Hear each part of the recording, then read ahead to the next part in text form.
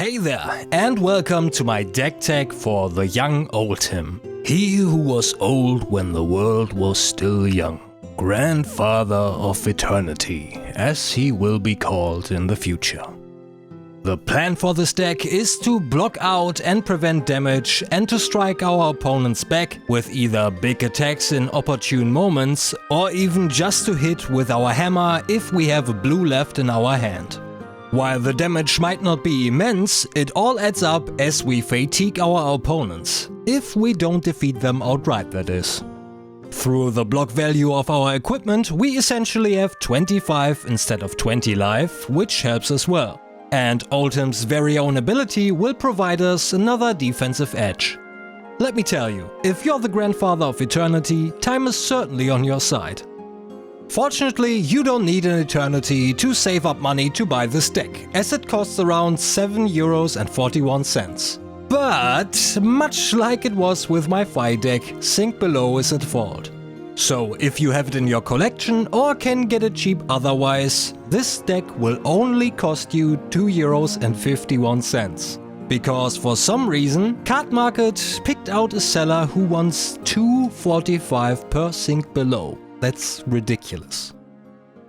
Our hero OldHim has the essence of earth and ice, so we can play cards with those two elements. He also has a once per turn defense reaction that costs 3 resources. If an earth card is pitched that way, we prevent the next 2 damage that would be dealt to us that turn.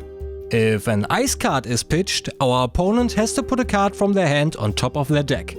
It is also possible to pitch both an earth and an ice card at the same time to get both effects. We'll be using a weapon and shield combo. Titan's Fist needs 3 resources to attack for 3 damage once per turn. If there's a card with cost 3 or higher in our pitch zone when we attack with it, it gains +1 power.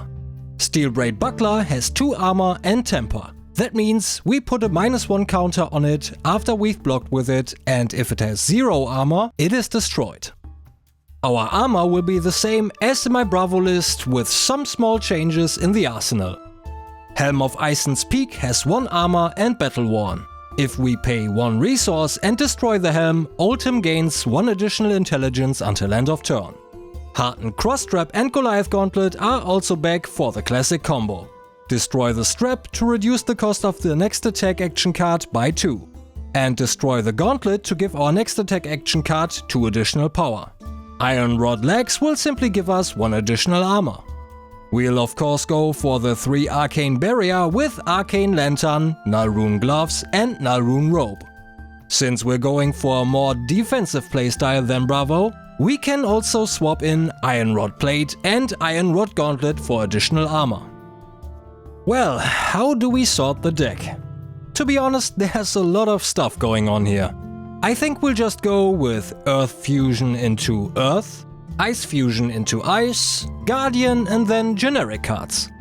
The Red Entangle and Blue Mulch are our only Earth Fusion cards.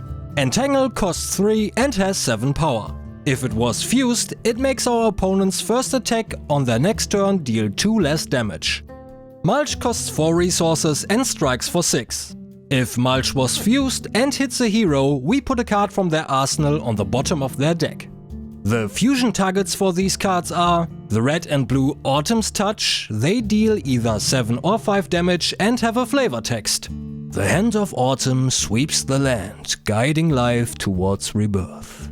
How profound. Breakground and Earthlaw Surge are the remaining 2 Earth cards. Breakground costs 3 to play and has 7 power. When we attack with it, we may put a card from our arsenal on the bottom of our deck and draw a card in return. Earthlaw Surge on the other hand costs 2 and gives the next attack action card we play that turn +5 attack. Go again. In the ice category we have the red and blue Glacial Footsteps as fusion cards. They cost 6 to play but deal either 10 or 8 damage. If they were fused, they gain Dominate. The Ice Fusion enablers are all blue. Icy Encounter and Winter's Grasp are both attacks that are somewhat similar. They cost 2 resources and have 4 power. Icy Encounter creates a Frostbite token under our opponent's control if it hits. And while Winter's Grasp only has a flavor text, it does have 3 instead of 2 block value. The other 2 ice cards are Polar Blast and Winter's Bite. Polar Blast costs 1, and when we play it, our opponent may pay 1 resource. If they don't, our next attack gains Dominate. If we play Blast from Arsenal, we draw a card. It also has Go Again. Winter's Bite is free to play and has Go Again as well. It reads, target hero discards a card unless they pay 1 resource. On to our Guardian cards we go. Crush Confidence and the red and blue Macho Grande are our pure Guardian attacks. Crush Confidence's crush effect will make our opponent's hero lose all card effects and activated abilities until the end of their next turn if it hits for 4 or more. It costs 3 and attacks for 7. Macho Grande is a bit simpler. It costs 7 resources to play, has Dominate, and gently caresses our opponent for either 10 or 8 damage. Steadfast and Stonewall Confidence are part of our very strong defensive suite.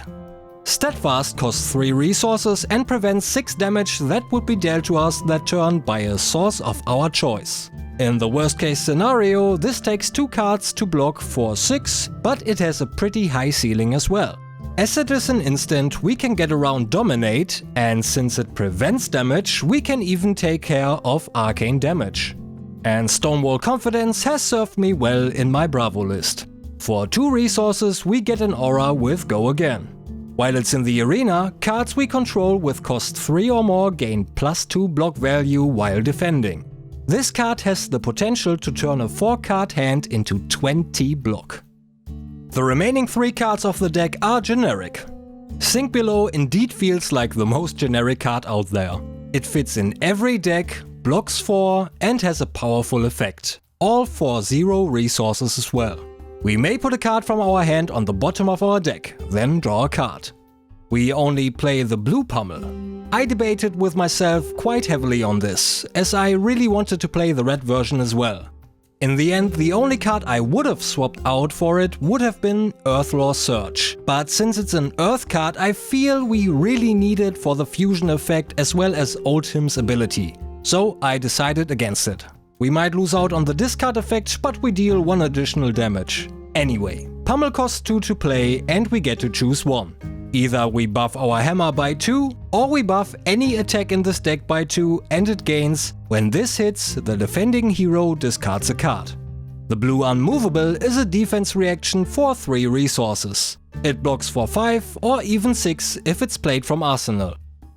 And just like that, we're done with the young OldHim. I think Kamina and Ultimate Pit Fight are the only official formats left you can play him in, since he's hit Living Legend in Blitz and Classic Constructed as well. Before I started playing Flesh and Blood but did some research on it, he just came out. I believe back then everybody was lamenting how bad he is, if I remember correctly. That impression certainly made a 180 over the years since he's become one of the most oppressive heroes. Be that as it may, if you enjoyed what you saw here today, then please consider liking the video and subscribing, because there will be a lot more budget deck tech videos for all kinds of formats and even gameplay videos coming your way. But for now, take care of yourselves and I will see you in the next video.